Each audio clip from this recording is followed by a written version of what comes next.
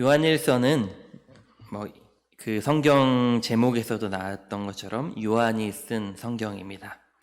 요한은 어떤 사람입니까? 저희가 잘 아시는 것, 모두가 잘 아시는 것처럼 예수님의 제자 중 하나였습니다. 그리고 역사가들에 의하면 제자들 중에 가장 어렸던 제자였다라고 합니다. 그리고 반대로 하지만 가장 오래 살았던 사람입니다. 그리고 잘 아시는 것처럼 사랑을 많이 강조했던 제자였습니다. 그래서 예전에 요한복음을 말씀을 나눌 때 한번 말씀을 드렸는데, 나이가 많고 늙어서 나중에는 제자들이 주일날 말씀을 전할 때 이렇게 들것에 들고 딱 모셔다 드리면 말씀을 전할 때 여러분 말씀을 전하겠습니다, 여러분 서로 사랑하십시오, 이러고 들어가셨다라고 합니다. 그래서 제자들이 이제 좀 그만 사랑 말고 좀 하나님 말씀, 예수님 말씀 좀 전해주세요 이랬더니 다음에 오시더니 제가 여러분에게 새로운 말씀을 전해드리겠습니다, 여러분 서로 사랑하십시오, 이렇게 이야기했다라고 구전에 전해진다라고 합니다. 이 요한일서는 AD 85년에서 90년경에 기록된 것으로 보입니다. 그러면 약 80대 노인이 되었던 요한이 쓴 편지의 하나가 바로 요한일서 말씀입니다. 여러분, 나이를 먹어가면 어떠신가요? 여러 가지 변화들이 생깁니다. 제가 이번 주 화요일 날 목사님들 모임이 있어서 갔었는데 우리 최보라 사모님을 되게 오랜만에 만났습니다. 아마 작년 1월에 교회 방문했을 때 한번 뵙고 거의 한 2년 만에 뵀습니다. 그래서 같이 이야기를 나누다가 제 아내에게 이렇게 이야기했다라고 하더라고요. 장 목사님도 살이 찌네요, 이렇게 배가 나오시네요, 이렇게 이야기를 하셨다라고 하더라고요. 그래서 그럼요, 나이를 먹으면 배가 나오죠. 예전에는 운동을 안 해도 안 나왔는데 이제는 먹으면 나옵니다. 여러분, 교회에 열심히 나오시길 바랍니다. 너무 자주 오랜만에 나오시면 살쪄가는 저의 모습을 자꾸 보시니까 눈에 익숙해야 그게 티가 안 납니다. 그렇게 우리의 몸엔 변화가 생깁니다.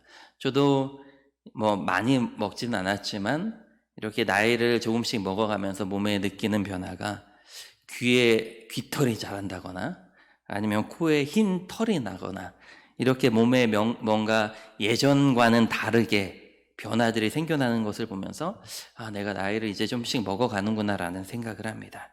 근데 나이를 먹어가면 몸이 점점 쇠약해지거나 몸에 이상이 생기기도 하지만 그 오랜 기간에 쌓였던 지혜들이 하나로 뭉쳐지면서 인생이란 이런 것이구나 라는 것들이 생겨나게 되는 것 같습니다. 아마 80대 노인이 된 이 요한에게도 그렇지 않았을까 싶습니다. 어린 시절 예수 그리스도를 쫓으면서 예수님 옆에서 어린아이처럼 지내고 제자로 살았던 시절, 그리고 그 이후에 예수님이 돌아가신 이후에 교회의 지도자로서, 전도자로서, 사도로 약 50년 이상의 삶을 살면서 그의 삶 가운데 새겨졌던 많은 지혜들, 그리고 얼마나 많은 것들을 경험하였을까요? 그 약 50년 이상의 시간 동안, 예수님이 돌아가신 이후 약 50년의 시간 동안 정말 많은 변화들이 있었죠. 유대인 그리스도인들이 예수님을 믿어서 그리스도인이 되고, 또 이방인들이 그리스도인이 됩니다. 또 얼마나 많은 핍박들이 있었습니까? 네로 시대에는 그리스도인들이 불을 질렀다라고 누명을 쓰고 핍박을 받았고, 또 그 이후에 다음 왕 때에는 내가 신인데 나를 신으로 섬기지 않는다, 나를 신으로 고백하지 않는다라고 해서 많은 핍박을 받는 것을 눈으로 보았습니다. 또 그 시대에 또 얼마나 많은 이단들이 있었습니까? 그리고 그리스도인과 이방인 그리스도인들 간에 많은 갈등들도 있었죠.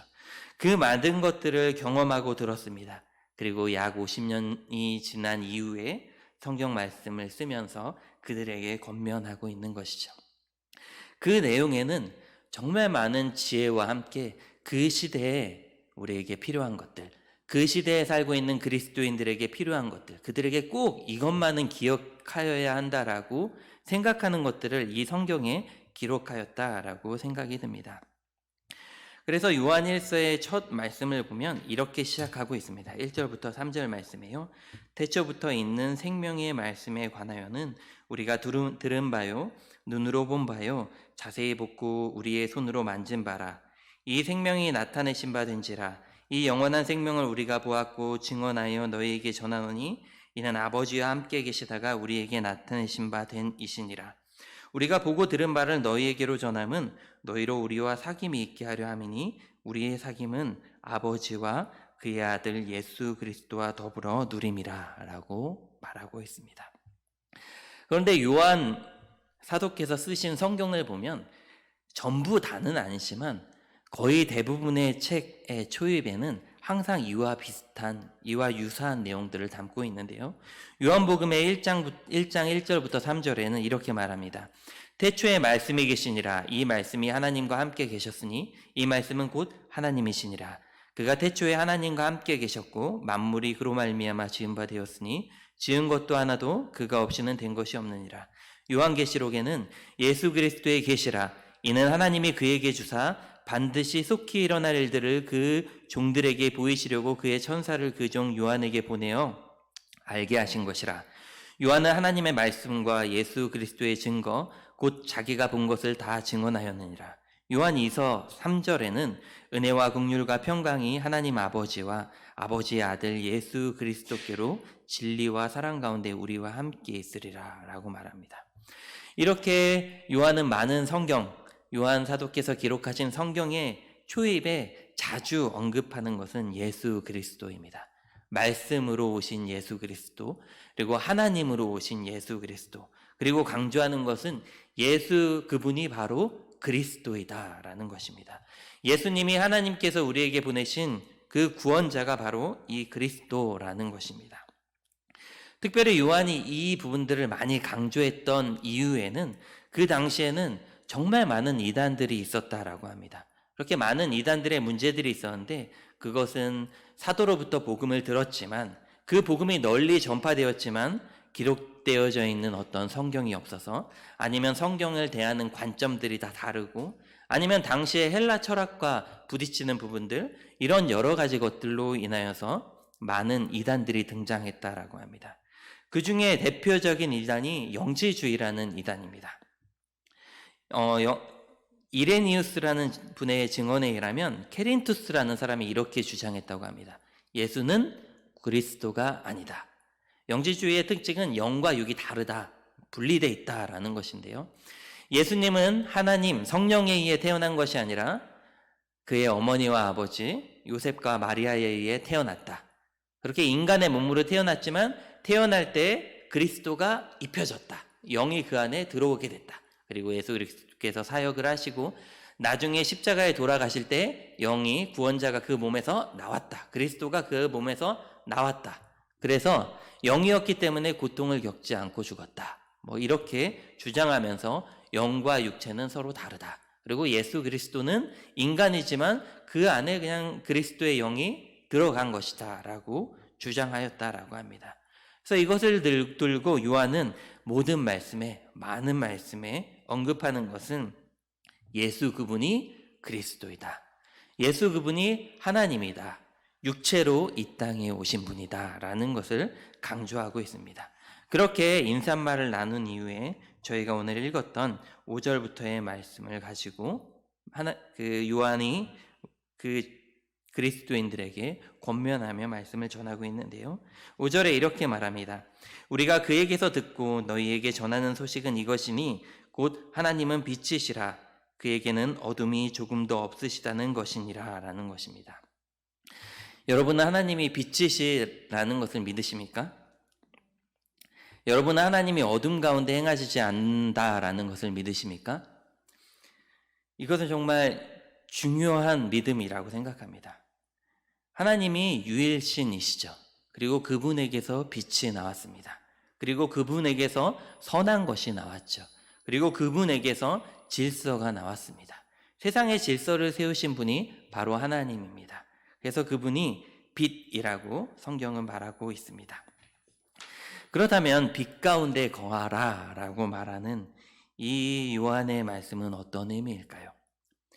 제가 집에 있으면서 아이들하고 시간을 보내는데요. 저희 둘째 아이는 저를 되게 좋아하는 것 같습니다. 그래서 제가 집에 일찍 들어가는 날이 화요일, 목요일인데요. 그리고 월요일날 집에 있을 때 이번 주 월요일날 저희 아이가 아내에게 이렇게 말했다고 합니다. 엄마, 나 점심 먹고 12시에 오면 안 돼? 12시에 데리러 오면 안 돼? 그럼 1시에 데리러 오면 안 돼? 보통 4시에 끝나거든요. 그래서 그렇게 이야기하면서 나를 정말 좋아하는구나. 우리 둘째 아이가 나를 정말 사랑하는구나. 아주 기분이 좋았습니다. 그렇지만 4시에 오라고 해서 4시에 데리고 와서 집에 왔습니다. 그리고 그 아이가 저에게 이렇게 얘기했습니다. 아빠, 오늘 게임하는 날이지? 이렇게 얘기했습니다. 화요일날, 목요일날 이렇게 TV랑 연결하는 게임을 같이 할 때가 있는데요. 그러면서 아이가 그렇게 이야기를 하더라고요. 그러면서 이 아이의 마음은 내가 아닐 수도 있겠구나. 나를 좋아하긴 하겠지만 게임이 하고 싶은 걸 수도 있겠구나 라는 생각을 했습니다. 우리는 빛으로 살라고 하나님은 말씀하고 있죠. 요한을 통해 하나님은 빛이시고 그 빛 가운데 거하라 라고 말하고 있습니다. 그래서 우리는 그리스도인으로 살아갑니다. 그런데 어쩌면 우리가 하나님에게 원하는 것은 하나님과 동행하는 것이 아닐 때가 있지 않은가 라고 한 번쯤 우리가 생각해 보아야 하지 않을까라는 생각이 듭니다. 저도 그리스도인으로 살아가면서 하나님을 사랑하고 하나님의 뜻 가운데 살아간다라고 말하면서 정말 내가 그분과 동행하기 원하는가? 그리고 그 동행하기 원하면서 내 마음 가운데 원하는 마음은 어떤 것일까? 내 마음의 중심은 뭘까에 대해서 한번 생각해 보게 되는 시간이 아닐까 싶습니다.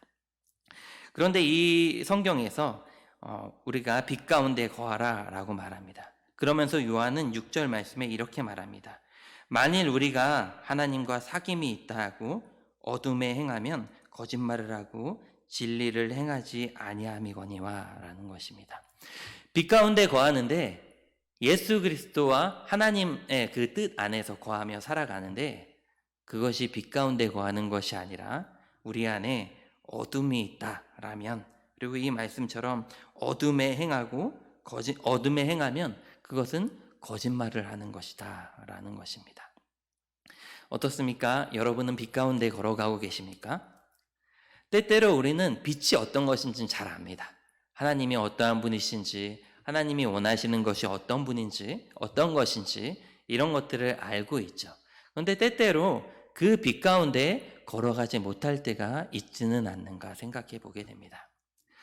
저는 처음 하나님을 군대에서 만났고 많이 말씀드렸던 것처럼, 그래서 그 은혜가 너무 좋아서 저희 어머니께 이렇게 말씀을 드렸었습니다. 저희 어머님이 야쿠르트를 하셨었는데 제가 하나님 만났으니까 너무 좋다.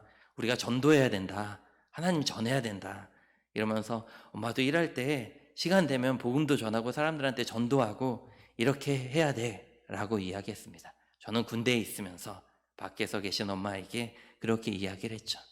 어머님이 어린 아들이 은혜 받고 이렇게 얘기하는 게 마음에 좀 걸리셨던 것 같아요.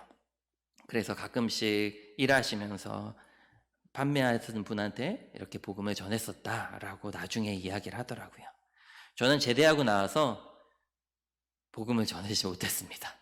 저는 하나님의 뜻이 그건 줄 알았지만 막상 사회에 나오니까 이게 쉬운 일이 아니구나라는 것을 느끼게 되었습니다. 우리의 모습이 때때로 저와 같을 때가 있지 않은가라고 생각이 듭니다. 하나님이 원하시는 것이 무엇인지 알지만, 하나님이 우리에게 추구하기 원하시는 삶이 어떤 것인지 알지만, 또 내 입술로는 그것을 말하지만 결국 나는 그것을 행하지는 않을 때가 있지 않나? 라고 생각이 됩니다. 그래서 요한은 처음에 이렇게 이야기하죠. 빛 가운데 거해야 하는데 우리가 어둠으로 행한다면 그것은 거짓말하는 것이다. 악한 길을 쫓아 살아간다면 그것은 옳은 것이 아니다 라는 것이죠. 말만 번지르하게 이래야 돼 라고 하는 것뿐만이 아니라 그것이 우리 안에 열매 맺어야 한다라는 것입니다. 그런데 이 말씀을 하신 것에는 앞전에 말씀드렸던 것처럼 영지주의와도 아주 큰 관련이 있습니다. 영지주의는 무엇이라고 말씀드렸죠? 영과 육체는 분리된 것이라 라고 많이 주장했습니다. 그래서 교회에도 이런 논리들이 많이 들어와서 영적인 것과 육적인 것은 분리되어 있고, 그래서 나는 거룩하다라고 말하면서 실제 행동은 그렇게 행하지 않는 자들도 많이 있었던 것이죠. 그들에게 요한은 말합니다. 일치해야 한다. 우리의 삶은 빛 가운데 올바른 것을 행하며 살아야 하지, 영적인 것, 육적인 것이 구분된 것이 아니라 그리스도인으로 그리스도의 빛 안에 걸어가며 살아가는 것, 그것이 중요한 것이다 라고 우리에게 말하는 것입니다. 그렇다면 빛 안에 행하는 것은 무엇입니까? 그 전에 하나님을 안다는 것은 어떠한 것일까요? 오늘 읽은 요한일서에 보면 1장 7절에 하나님과 사귐이 있다는 것은 우리가 빛 가운데 행하는 것이다 라고 말하고 있습니다. 그리고 2장 3절 4절 말씀해 보면 하나님을 안다는 것은 그의 계명을 지키는 것이라고 말하고 있습니다. 그리고 2장 29절과 3장 7절에는 하나님에게서 난 자는 의를 행한다 라고 말하고 있습니다. 하나님을 믿는다, 빛 가운데 행한다 라는 것은 계명을 지킨다 라는 것을 의미한다고 요한은 말하고 있습니다. 그렇다면 빛 안에 행하는 것은 무엇일까요? 1장 7절 이하에 보면 죄에 대해서 깨어 있으라 라고 말하고 있습니다. 8절에 만일 우리가 죄가 없다고 말하면 스스로 속이고 또 진리가 우리 속에 있지 아니할 것이요 만일 우리가 우리 죄를 자백하면 그는 미쁘시고 의로우사 우리 죄를 사하시며 우리를 모든 불의에서 깨끗하게 하실 것이다 라고 말하고 있습니다. 우리는 우리가 죄인인 것을 알고 있습니다. 그렇죠. 나는 죄인이다 라고 고백합니다. 그리고 늘 말하죠. 죄인입니다 라고. 그런데 여러분에게 한번 묻고 싶습니다. 여러분은 언제 회개하며 하나님께 기도하셨습니까? 제가 작년 초기에 상담학교에서 공부할 때 늘 매일 1시간씩 간사님과 함께 이야기를 나누는 시간들이 있었습니다.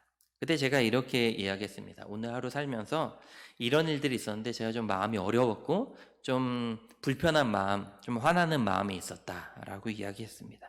또 간사님이 물었습니다. 그때가 언제입니까? 그래서 저도 그 상황들에 대해서 이야기했죠. 그런데 그 간사님이 저에게 이렇게 물었습니다. 그때 왜 화가 났을까요? 그때 왜 감정이 상했을까요? 그렇게 감정이 상할 상황은 아니었던 것 같은데 라고 말하시는 겁니다. 그래서 생각해 봤더니 제가 생각해도 그렇게 감정이 상할 일은 아니었던 것 같습니다. 그러면서 그 간사님께서 상담을 공부하셨던 간사님께서 저에게 이렇게 이야기하셨습니다. 우리의 감정이 평상시와 다르게 올라간다고 생각이 되면 그 감정이 변화되는 것에는 이유가 있다. 그리고 그 변화되는 감정과 연결되어 있는 어떤 사건이 있다. 그래서 그 상처가 해결되지 않았을 때 비슷한 상황이 닥쳐오면 감정이 올라오고 분노가 올라오기도 한다. 그래서 우리는 그러한 감정들을 해결해야 한다라고 상담 기법과 함께 상담은 그런 식으로 진행이 된다라고 저에게 이야기했던 것들이 기억이 납니다. 그래서 그때는 상담을 배우고 공부할 때기도 해서 감정이 이렇게 올라오면 내가 왜 이런 감정이 들까? 이거 어떤 상황에서 이런 감정이 들었나? 라고 생각하면서 지냈던 시간들이 있었습니다. 죄에 대해 깨어있는 것도 이러한 것 같습니다. 내 안에 죄를 발견했을 때 그냥 이거 안 되는구나 이러면 이건 죄지 이렇게 그냥 넘어가는 것이 아니라 이것이 죄구나. 내 안에 왜 이러한 죄악들이 자꾸 일어날까? 내 안에 왜 자꾸 이러한 욕정들이 일어날까?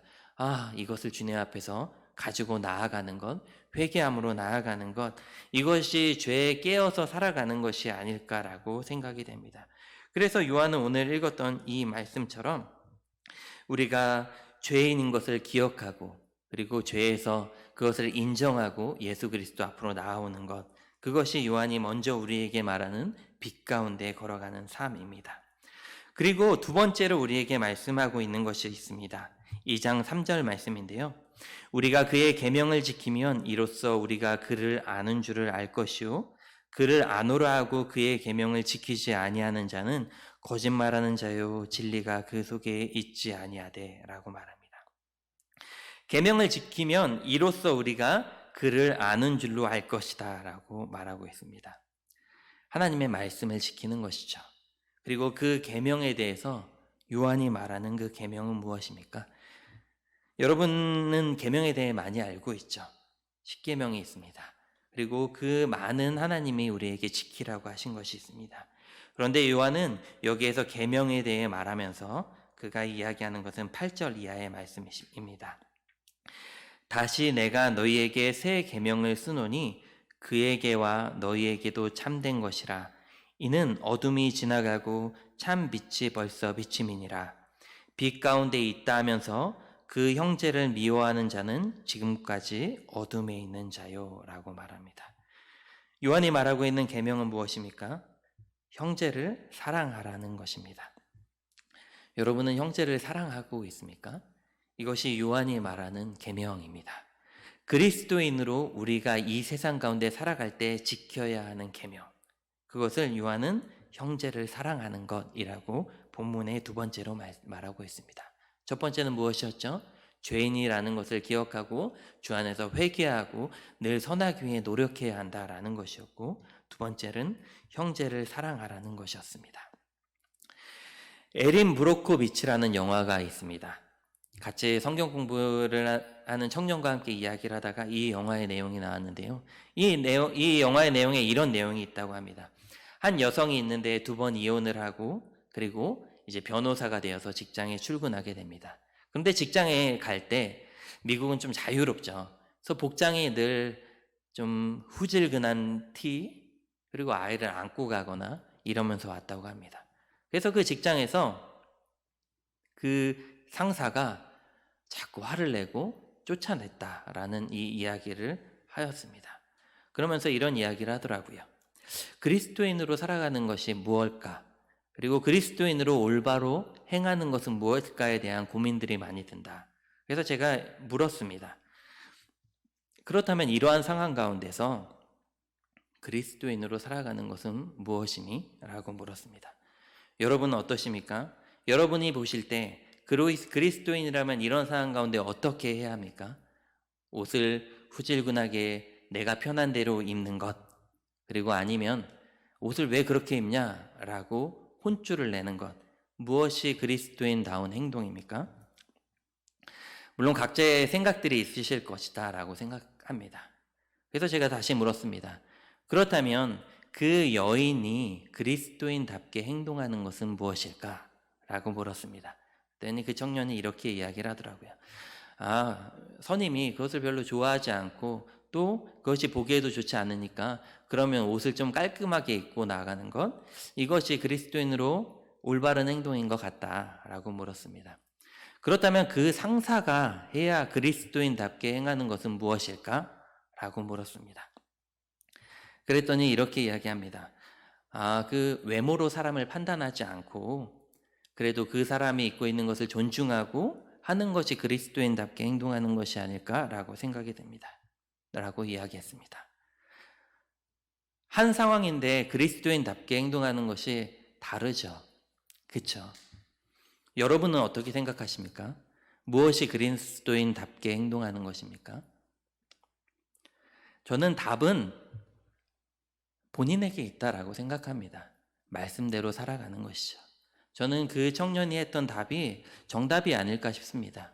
내가 밑에 있을 때 그런 누군가 나의 이런 의상을, 나의 옷을 어려워한다면 그럼 내가 좀 옷을 갖춰 입고 그리고 좀 자유롭게 입고 있어서 내가 좀 불편하더라도 그 사람을 존중해주고, 그렇지만 권면할 수 있겠지만 혼내지는 않고 질책하는 것이 아니라 권면하고 그 사람을 인정하는 것, 이것이 그리스도인답게 사는 것이 아닐까라는 생각이 듭니다. 저는 말씀을 준비하면서 예전에 설교 때 한번 말씀을 나누었던 일들을 기억하게 되었습니다.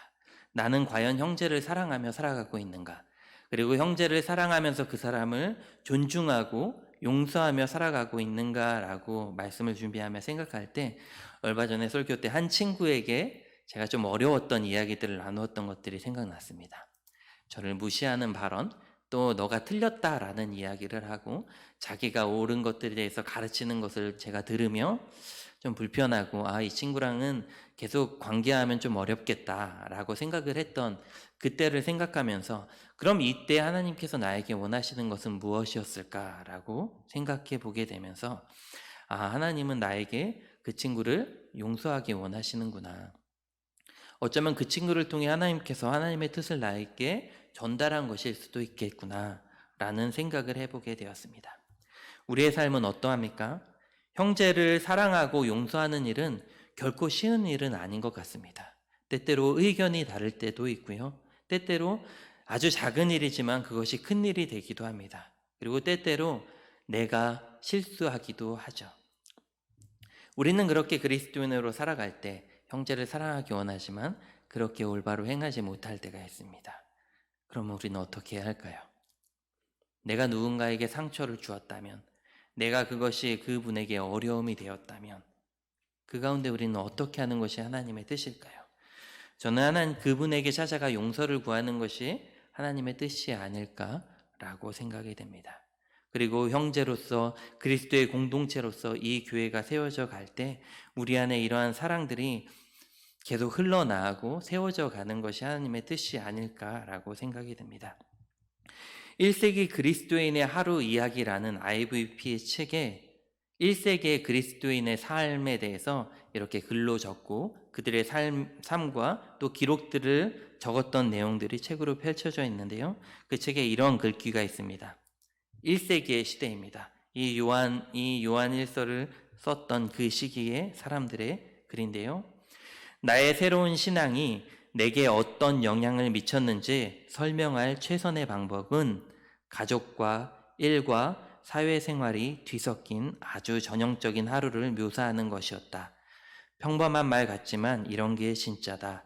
우리의 간증은 실제 삶과 괴리된 영적 허공만 쏟아내기 일쑤니까. 일상사야말로 가장 정직하고 정확한 간증이다. 라고 1세기 이 시대의 사람들의 고백을 이렇게 펼쳐내는 글에 있었습니다. 우리는 그리스도인으로 살아갑니다. 어떤 분들은 나의 가정에서 첫 번째 그리스도인인 분들도 계실 거고 두 번째, 또 세 번째 이렇게 우리는 그리스도인이 되어서 살아가고 있습니다. 그렇다면 여러분의 삶은 어떠합니까? 여러분은 빛 가운데 걸어가고 계십니까? 우리는 너무 잘 압니다. 빛이 뭔지 아주 자세히 깊이 있게 알진 모르지만 빛이 어떤 분인지 또 그리스도인으로 살아가는 것이 어떤 것인지 잘 알고 있습니다. 그리고 어떻게 행해야 되는지에 대해서도 알고 있죠. 그리고 소망합니다. 나도 하나님과 더 친밀하게 하나님의 뜻대로 살고 늘 기도하고 말씀을 가까이 하고 우리는 너무나 잘 알고 있죠. 그런데 우리의 일상사 가운데서는 이것들을 알지만 놓치고 있을 때가 너무 많이 있습니다. 너무 아는데, 너무 잘 알고 있는데, 이래야 한다라는 걸 알고 있는데 나의 삶에 지쳐서 아니면 그것보다 뭔가 더 먼저 해야 할 일들이 있어서 이것이 뒤로 미뤄지게 될 때가 많이 있는 것이죠. 그래서 요한이 말한 것처럼 빛 가운데 걸어가야 하지만 그것을 알지만 결국은 옆으로 약간 떨어져서 빛 가운데 걷지 못할 때가 있는 우리의 모습들을 봅니다. 여러분, 우리의 일상 가운데 이 1세기의 그리스도인들의 고백처럼 우리의 일상 가운데 우리의 간증들이 드러날 수 있었으면 좋겠습니다. 그것은 바로 지금부터 시작해야 한다라고 생각합니다. 그래서 이 시간에 우리가 함께 기도했으면 좋겠습니다.